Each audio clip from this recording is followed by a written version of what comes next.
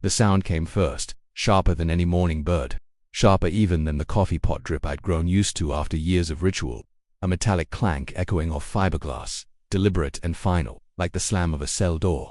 I stood at my kitchen window, mug in hand, watching as two men in matching polo shirts looped orange straps around the hull of a gleaming white boat. Their voices carried across the water in low professional tones, but it wasn't their calm that drew every eye on the street. It was the screaming. Karen Duval, queen of the cul-de-sac and president of our HOA, wasn't calm anymore. Her sun hat had fallen into the grass, her blonde bob frizzing wild in the humid air, her lipstick smeared red across her cheek like war paint. She clawed at the paperwork in one man's hand, her shriek cracking high enough to make ducks scatter. From the lake, you can't take it. That's my property.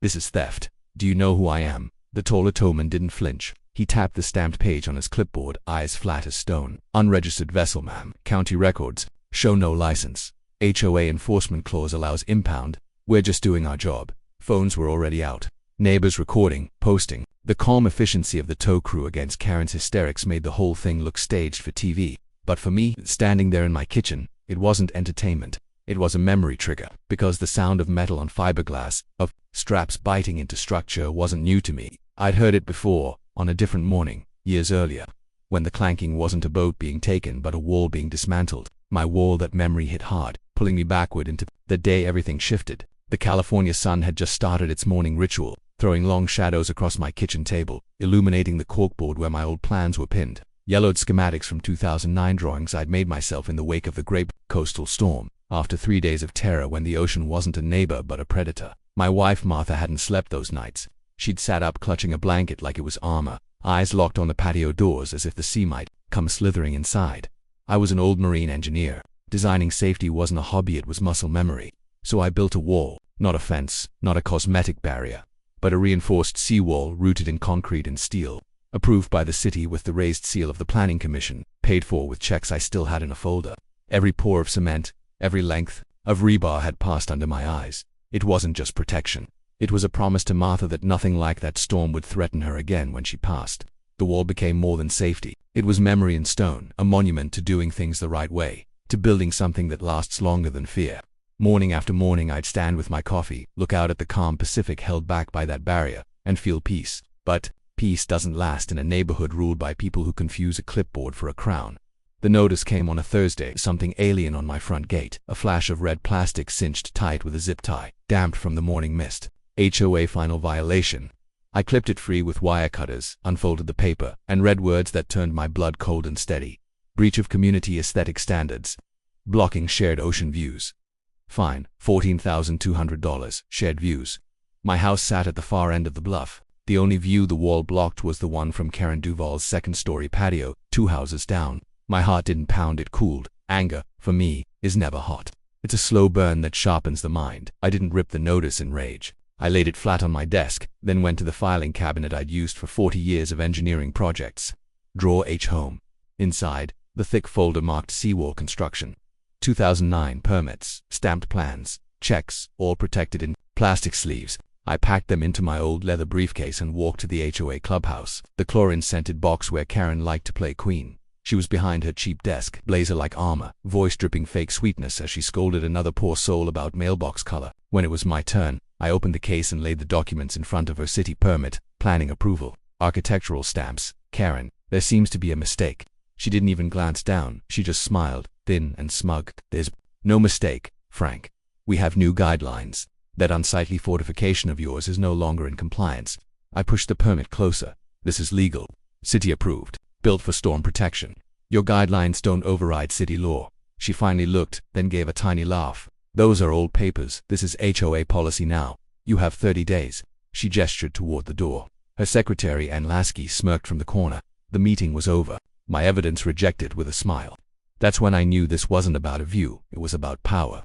And she had just declared war. Days later, the rumble shook my coffee cup. A heavy truck on the street. Men unloading sledgehammers, unrolling blueprints across a hood. I walked out to intercept, but a foreman in a high-waist vest blocked me. Emergency removal order, he said, handing me a clipboard. The paper bore the city's logo, but to an engineer's eyes it screamed fake. The font didn't match. The seal was flat, printed, not embossed. The department listed was coastal planning, a name the city had retired years ago, forged badly. Karen's car pulled up across the street, her smirk glowing like a theater mask. The first sledgehammer swung. It struck my wall with a sickening thud, concrete cracking, echoing like a verdict. That sound didn't just break stone, it broke my faith in procedure. I stepped forward, voice low but firm. Stop this work. That order is fake. You are trespassing on private property. A man in a black uniform planted himself in my path. Late 40s, stuffed into tactical gear, a plastic badge pinned to his chest. HOA enforcement. Officer Dale, he called himself. Sir, return to your residence. This is an official HOA operation. You're not police. You're private security. You have no authority here. His face hardened. I have the authority Karen Duval gives me. Across the street, Karen raised her phone, voice shrill. Yes, 911. I need help. There's an aggressive old man threatening workers. Please send someone. 15 minutes later, real deputies arrived. Calm/professional, but useless. I showed them my permits, city seals, everything. They nodded, polite but tired. Sir, this is a civil matter. You'll need to take it to court. And they left. Karen's smirk returned. The crew swung harder. Her secretary flipped open a binder and read bylaws like scripture. Any structure impeding scenic easements may be removed without consent. Her smile sharp as glass. I didn't argue. I didn't shout. I pulled out my phone and pressed record. For 2 hours I filmed the demolition, the crowbars ripping rebar, the concrete tumbling to the beach, the drain slope destroyed, erosion guaranteed. They weren't removing a wall. They were destabilizing the land beneath their own houses. And I had it all. Time-stamped. High-def. Undeniable. When the last chunk fell, my yard was scarred dirt, the bluff naked to the sea. Karen gave me one last victorious look and drove away. The fake cop lingered a moment, then slunk off. I stood in silence, camera still rolling, feeling calmer than I had in years. Inside, I sat at my desk. They dealt in forged paper. I would deal in data. I scanned their fake order, my real permits every page side by side. On my monitor the forgery collapsed under scrutiny, wrong fonts, wrong seal, outdated department name. And then, the fatal, metadata author, Alasky Ann's own name stamped into the file history. I took screenshots, called the city clerk, quoted the reference number. She typed, paused, then said the words that sealed everything. Sir, there's no such order. And the approval time, 6:45 p.m. on a Friday. Our office closes at 5. It was fiction, signed with arrogance. They thought I wouldn't check. They were wrong. That night I uploaded a 3-minute video. Music, no narration, just my permits, the demolition, the fake seal, the clerk's confirmation, ending with one question in plain white letters. Is this justice? By morning it had 4,000 views. Neighbors furious, local reporters tagged the fortress. What lies Karen had built was already cracking. The comment section was a firestorm. Neighbors tagging council members, demanding investigations, others simply typing the word forgery in all caps, over and over. My video hadn't been polished, hadn't been dressed up with dramatic music or angry narration. It didn't need any of that. Truth has its own voltage when you let it stand naked in the light. By evening, a quiet knock rattled my back door. I opened it to find George, the accountant from 2 houses down, a man of habits and silence, usually more comfortable behind his calculator than in conversation. But tonight his eyes flicked nervously to the street, as if expecting Karen herself to materialize. He pressed a plain manila envelope into my hands. I saw your video, he whispered. They did the same thing to me last year over my fence. Bullied me until I paid. This slipped out of Karen's office. You didn't get it from me. And before I could thank him, he was gone. I opened the envelope at my desk. Inside, a confidential memo from a real estate development firm. The words, punched harder than any sledgehammer. A proposal to convert 5 cliffside properties, including Karen's own, into high-end short-term rentals. Project viability dependent on removal of view-obstructing structures, specifically the aging seawall at the end of the bluff. My wall. So it hadn't been about views. It hadn't even been about power. It was greed. A bigger paycheck from tourists, even if it meant putting the entire bluff at risk. My stomach turned, not with rage but with a deeper sadness. This was Martha's home, our neighbors' homes, reduced to a line item in a development scheme. I folded the memo carefully, slid it into a sleeve, and added it to my growing archive of receipts. But I knew my word against Karen's wouldn't be enough. They would dismiss me as a bitter old engineer clinging to cement. I needed a voice no one could laugh off. The next morning I searched for coastal engineers, not landscapers, not consultants, real scientists. That's how I found her. Anita Ramos. Her website was bare bones, no smiling families, no glossy testimonials, just data, maps, and case studies. Retaining walls, flood barriers, foundations shored up after storms, hard evidence of hard work. When I called, she answered herself. Harmos Engineering. I laid it out as plainly as I could. My wall, the permits, the forged demolition. My concern that the bluff was now unstable. Silence stretched on the line. Finally she spoke. Mr. Keller, I don't get involved in HOA politics. My fee is $300 an hour including travel. I'll assess the site. I'll write a report, but the facts may not be what you want to hear. Understood perfectly, I said. When can you be here? She arrived the next afternoon in a dusty Ford pickup, hair pulled back in a no-knots, ponytail, jeans and steel-toed boots. No clipboard dramatics, no theatrics, just a laser distance meter clipped to her belt and eyes that scanned like radar. She walked straight past me to the cliff edge, hands on hips. For 10 minutes, she said, nothing, just studied the exposed soil, the fresh cracks snaking toward the neighboring yards, the heap of rubble at the beach below. Then she paced the property line, gaze sharp, measuring angles, noting stress points. Finally she turned. Where's your water shut-off? Not the question I expected. But I showed her, and for the next hour she ran soil density tests, tapped measurements into her tablet, photographed every fracture. Her movements were efficient, surgical, no wasted words. When we finally sat at my kitchen table, she spread geological maps across the wood. Okay, Frank, here's the problem in plain English. She tapped her screen, overlaying my property onto erosion data. That wall wasn't just cosmetic, it was an anchor. It did two things, deflected wave energy at the base and counterweighted the upper soil when they ripped it out. They didn't just remove concrete, they pulled the bolt out of a load-bearing beam. This entire bluff is now compromised. Her finger drew a red line encompassing 5 properties. Any significant storm surge will undercut right here. She tapped directly on Karen Duval's foundation. Your house might survive because of the old drainage slope, but hers and the 2 beside it.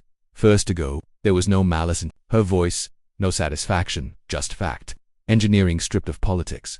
I'm filing this with the city, she said, packing her tablet. This is now a documented risk. They are legally obligated to respond. A week later, the HOA called a meeting. The room buzzed, tense, neighbors whispering about my video, about lawsuits, about liability. Karen took the floor, that tight smile plastered on her face. She held Anita's report like it was a dirty rag. Let me address Mr. Keller's campaign of misinformation, she announced. He's hired a woman, an engineer named Anita Ramos, to write this very scary story. She claims our entire community will fall into the ocean because of one ugly wall. Let me be clear. This isn't a FEMA zone. She's fear-mongering for a paycheck. Someone in the back laughed nervously. Karen beamed, mistaking discomfort for support. This board will not be intimidated by bitter residents and hired guns. She tossed the report onto the table like trash. I didn't speak. I just watched. Because her denial wasn't just careless, it was damning. She had been given a professional, factual warning, and she'd laughed at it. That night, I sat at my desk, eyes on the dark Pacific outside.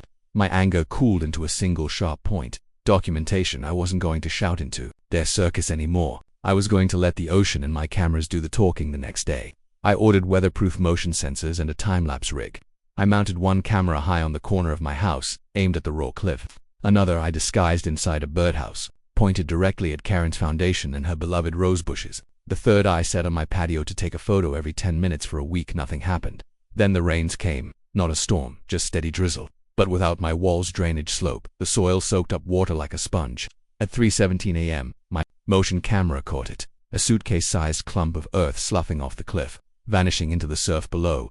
Days later, a thin crack spidered behind Karen's roses. The time-lapse captured it, millimeter by millimeter, the bluff breathing in and out with each tide. Quiet execution, frame by frame. I compiled the footage into a second video. No narration, just side-by-side images. The bluff solid behind my wall, and the bluff eroding now. Date stamped in the corner. When I posted it, Karen didn't laugh. She sent a courier, an expensive letterhead from a law firm. Cease and desist. Accused me of harassment. Demanded my cameras removed. Threatened legal action. They thought letterhead would scare me. Instead, it was a gift. I scanned the letter, attached it to my footage, and sent it to Sarah Jenkins, a local reporter who'd been sniffing around the community forums. She called me within the hour. She wasn't interested in bylaws. She wanted my receipts, the forged order, the metadata screenshot, Anita's report, and now my erosion footage. 2 days later, the Sunday paper hit doorsteps with a headline in bold black. Retired engineer warns of HOA disaster. Sites forgery, imminent bluff collapse. My face was on the front page, permits in hand, rubble at my back. Karen could laugh at me, but she couldn't laugh at the newspaper. The next emergency HOA meeting was different. The room was packed, the air heavy. Karen held the paper in one hand. Her smile cracked. This is a new low, she said, voice strained. Mr. Keller is attacking our community, spreading panic. He's just bitter his ugly wall is gone. No applause, just silence. Then a voice from the back. What about the engineer's report? Is it true the bluff is unstable? Karen waved dismissively. A baseless opinion from a hired gun. Another man stood, and the forged city order. My cousin works at planning. He says it doesn't exist. Her voice cracked. Lies. All lies. But the room had shifted. Neighbors saw the evidence. And they saw her denial. For the first time. Karen wasn't in control. That night, as the Pacific shimmered under moonlight, I checked no AA advisories out of habit. A bulletin posted an hour earlier made my breath catch. A 7.8 magnitude quake in the Pacific. Abnormal surges expected along the coast. Estimated arrival, 48 hours. The ocean was about to vote. The sirens began low, like a groan rolling in from another world. I'd been sitting at my desk, no AA bulletin open, coffee cooling beside me, cameras streaming live on my monitors. When the wailing cut through the night, the hairs on my arms lifted. Not a drill, not a test. An emergency alert shrieked across every device in the house. The TV flashed red banners. The automated voice was stripped of all warmth. A tsunami warning has been issued for this coastal area. Category 2 surge event imminent. All residents in low-lying zones are ordered to evacuate immediately. Estimated impact 2:40 a.m. My phone buzzed with panic messages on the neighborhood forum. False alarm. Do we really need to leave? Karen herself posted, typing in syrupy.com. Please, everyone, stay calm. Likely just a level 1 advisory. No reason to panic. Of course, she'd downplay it. Real estate values, rental dreams, investor confidence, those mattered more to her than geology. But an earthquake doesn't negotiate with markets. I didn't evacuate. My house sat further back from the bluff, foundation deep, drainage still intact from the remnants of my design. I wasn't reckless. I'd calculated the odds. My safety wasn't what mattered. It was the data. My cameras were already rolling. And tonight they would capture the ocean's verdict. For hours the coast was deceptively quiet. The sea looked the same as it always did under starlight, black and endless. But at 2:55 a.m. I noticed it. The tide was pulling out and out and out, exposing rocks I hadn't seen in years. It was as if the ocean were inhaling, preparing for something colossal. At 3:12, my birdhouse camera caught the first real sign. Karen's roses, planted along the bluff edge, trembled. Soil crumbled beneath them. The cliff gave a shudder, almost like it was breathing. Then the surge came. Not a movie wave, not some towering wall of water, a relentless rising force. The sea climbed, swallowed the beach in seconds, slammed into the raw bluff face. Sand, rock and roots tore loose like confetti. On my monitor, the foundation beneath Karen's patio cracked, then sagged. Her prized sunroom windows flickered with light. She was inside, awake, watching. A low groan rumbled through my bones as her deck split. For a suspended heartbeat it hung there, impossible. Then gravity reclaimed it. Her patio, her roses, her outdoor furniture all slid into the frothing surf. Then came the scream. Not from my speakers. From a neighbor's ring cam later handed to me. Karen in pajamas, barefoot in her driveway, illuminated by her car's headlights, shrieking at the void. Why did we remove that wall? Why did we remove that wall? Over and over, her voice shredded by panic, confession pouring raw into the night. Back on my monitors, the rest followed. The bluff collapsed in chunks, the sea chewing it mercilessly. The back third of her house tore away. White kitchen tiles gleaming one moment, then vanishing into black water the next. My birdhouse camera feed went dark as the surge swallowed it. My lawn flooded, waves licking at my patio steps. But the anchors from my old wall, the drainage slope still half intact, held just enough. The water clawed, but my foundation stayed. My house stood firm, while hers disintegrated by sunrise. The coastline was unrecognizable. Where Karen's luxury rental dream had stood, there was only a jagged hole and splintered debris strewn along the beach. One neighbor's home leaned dangerously, another's wall ripped wide open. My yard was mud and seaweed but intact. City inspectors arrived by mid-morning. Emergency management teams fanned out, their faces tight, their clipboards grim. They carried copies of Anita Ramos's report. They didn't need to investigate long. The evidence yawned at their feet, a 50-foot scar carved into the bluff. Physics writing its own indictment. That afternoon, another neighbor came to my door. Pale, trembling, phone in hand. "Frank, you need to see this." He showed me the ring cam video, Karen's screams echoing into the storm. That phrase, repeated like a mantra, like regret itself, had finally broken her mask. Why did we remove that wall? The city's preliminary report landed within 48 hours. Brutal, direct. The HOA had authorized unauthorized demolition of critical coastal infrastructure. Gross negligence. Forgery cited by name Karen Duval and Ann Lasky, and the ring cam confessions sealed the narrative. Insurance dropped them immediately. Lawsuits sprouted overnight. Civil suits from damaged neighbors, criminal inquiry from the district attorney. Karen's empire of arrogance was collapsing faster than her patio had, but arrogance dies hard. At the emergency HOA meeting, this one in the high school gymnasium, the clubhouse now a relief center, she still tried. She stood at the mic, blazer gone, hands shaking around a single sheet of paper.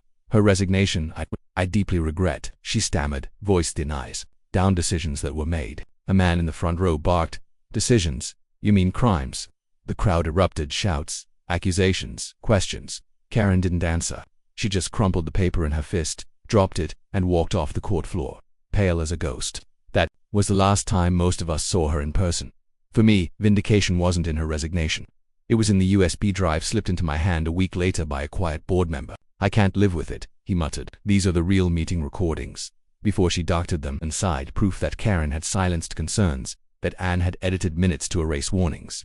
Another nail in a coffin already. Sealed. The lawsuits gathered momentum. Courts weighed evidence. Anita's report, my footage, the forged PDF with Anne's name, the city clerk's testimony, the ring cam confession. Piece by piece, a picture of deliberate fraud and reckless greed.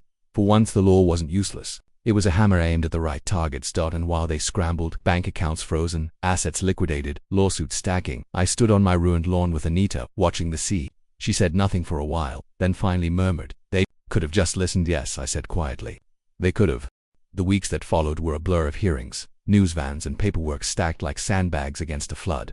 But this time, the flood wasn't water, it was truth, and Karen couldn't dam it with bylaws. The city fined the HOA $2.1 million for unauthorized demolition and reckless endangerment of a protected bluff. Civil suits from the two neighbors whose homes had cracked and tilted came swiftly, naming not just the HOA but Karen personally. And the district attorney, with a face as stern as the ocean at low tide, announced a criminal inquiry into forgery and fraud. The insurance company severed ties immediately. Without coverage, every judgment, every settlement, landed directly on the shoulders of the board. The fortress Karen had built as intimidation. Smug smirks crumbled into dust under the weight of receipts. I was awarded $186,000, not a windfall, not some jackpot, but exactly the amount to cover the demolition, cleanup and reconstruction of my seawall. Fair, precise. That was all I'd ever wanted. Karen fought, of course. Her lawyers blustered, waving their arms in courtrooms, accusing me of vendettas, accusing Anita of profiteering, accusing the city itself of bias. But forged documents don't lie. Metadata doesn't bend. Ring cams don't fabricate screams. In the end, even her own attorneys urged her to settle. Her $1 million rental dream was gone, swallowed by the Pacific. Now the rest of her assets were parceled off: cars, jewelry, even the crumbling remains of her home to pay the debts she'd created. She disappeared from the community like a shadow at sunrise, leaving only rumors in her wake. And Lasky didn't escape either. The secretary with the smug smile and the forged PDF was named directly in the DA's filings. Her signature in the metadata was as damning as fingerprints. She faced her own charges, her own disgrace. But justice isn't just about punishment. It's about rebuilding. The first call I made after the settlement cleared was to Anita. "That have the funds," I told her. "But I don't want to rebuild the old wall. I want to build a better one." For weeks we sat at my kitchen table, blueprints spread across wood scarred by coffee mugs and pencil shavings. Anita brought her tablet. I brought my old drafting tools. Together we designed something stronger, deeper, smarter. A seawall with reinforced anchors, improved drainage, materials that could laugh in the face of storm surges. When the new crew arrived, they weren't thugs with slick. They were professionals, engineers, masons, people who treated concrete like art and steel like scripture. They didn't swing wildly. They measured, checked, poured, tested. They worked not with arrogance but with respect for the land, for the ocean, for the permanence of safety. As the wall took shape, something else rose with it. Community. The old HOA board had dissolved in disgrace, its members scattering like leaves in a gale. In its place, a new election brought fresh faces, a young couple who'd lost their back deck, a retired army veteran who understood accountability, to longtime residents who wanted safety instead of spectacle. Their first act was unanimous: to hire Anita Ramos as a permanent engineering advisor for all future projects. No more rules pulled from thin air, no more aesthetics trumping physics. Science was now in the bylaws. The cul-de-sac changed. Where once Karen had ruled with smirks and fines, neighbors now met with plans and transparency. Meetings weren't courts, they were conversations. People stopped whispering about who might be targeted next and started asking how to make the bluff safer, how to protect each other. One quiet evening, months later, I stood at the edge of my lawn, coffee in hand. The new wall stretched solid and elegant across the bluff, its concrete surface still pale from curing, its drainage slope glistening under the setting sun. Anita stood beside me, her arms crossed, gaze fixed on the horizon. We didn't speak, at first. The waves rolled in steady rhythmic, like the heartbeat of the coast. Finally she said, "You know, Frank, they could have just listened." "Yes," I replied, eyes on the horizon. "They could have.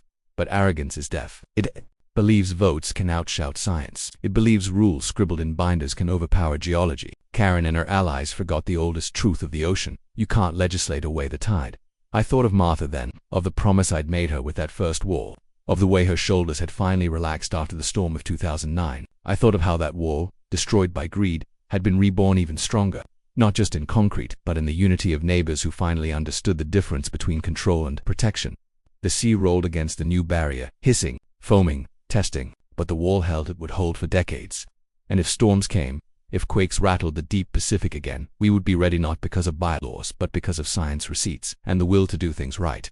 Some nights, when the wind howls just right, I imagine Karen's last scream echoing against the waves.